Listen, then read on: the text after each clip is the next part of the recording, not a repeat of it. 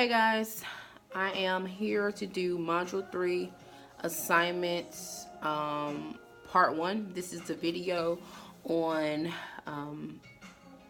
the speech that we chose out of the top 100 speeches of all times. And the speech I chose was Beyond Vietnam, A Time to Break Silence by Martin Luther King. I chose this speech because I don't know, I don't know a whole lot of speeches, and I didn't want to do I Had a Dream. It's kind of cliche. So I kind of just was going down the list, and I saw this one. Actually, A Time to Break Silence was pretty catchy to me. So I watched the video.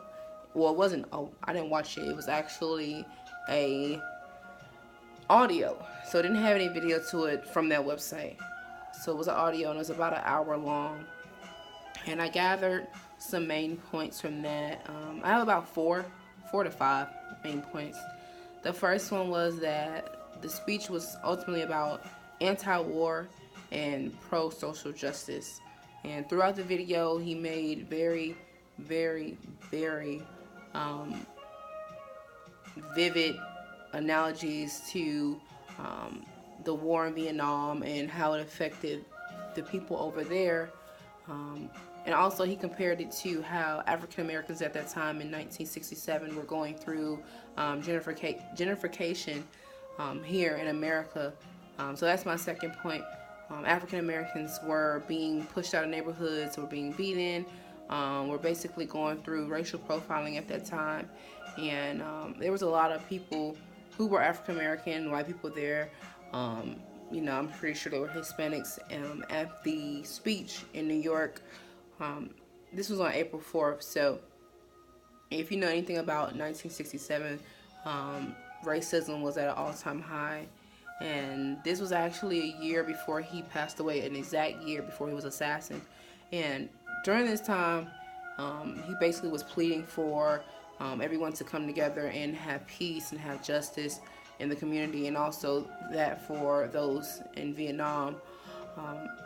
My third point was that he wanted to end the bombing in North Korea.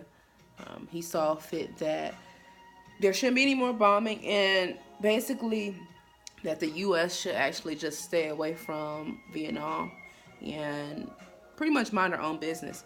A lot of times he referred to us as being, what's the word I'm looking for?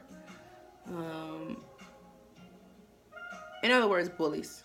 I can't think of a more scholarly term to say it, but he suggested that we, stop bombing North Korea. And finally, the last viewpoint was to prevent the start of more battlegrounds in Asia. Like I said, the video was an hour long, and he mentioned quite a few times how there were more and more places popping up where war was beginning to start within Asia. And he suggested that they ended,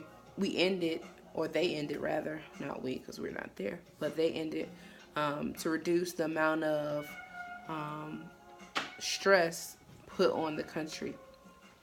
Now, I know we're supposed to talk about the nonverbal clues and mention, how the speaker moved and all that type of stuff, but being that this was audio, it was kind of hard to express how his body language was, or the expressions in his face. But what I gathered from the speech was that the nonverbal clues were the emphasis he put on words, and the pauses he took between topics, and expressing that through certain words he used a very strong word. And anybody that knows about Martin Luther King would know that he was actually a pastor. And a lot of times pastors use very profound language, and they speak in a more prophetic way to express what they're trying to say. I did have some listening challenges because of that. Some words I was not used to hearing, or some words I don't use in my everyday lingo. Things like where so, or thee and thy. I mean, the dialogue he carried on was pretty intense. If you're not a person who can, you know, read between the lines or use context clues, you probably would have had a hard time listening to this speech. It was awesome because the website actually provided me with a, excuse me, my eyes itching, a written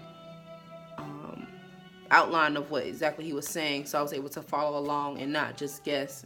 I was actually able to pause and read if I didn't understand. The next question is, what activities distracted you or affected your ability to listen? And as you all know, I have a 2-year-old, so she was really busy, and she was playing school while I was trying to listen to the speech, so I had to keep stopping, and she's asking for a snack and all that type of stuff. So it's a little hard trying to listen to a speech and to my baby at the same time, but somehow I managed. And the last question is, any task you feel that you can do without affecting your listening? And I said yes. I had the TV going while I was trying to listen to the speech earlier, and it was just a huge distraction because I was hearing Peppa Pig and My Little Pony in the background, and it was taken away from what I was trying to understand about the speech. Again, this is Module 3, Assignment Part 1, and I am signing off.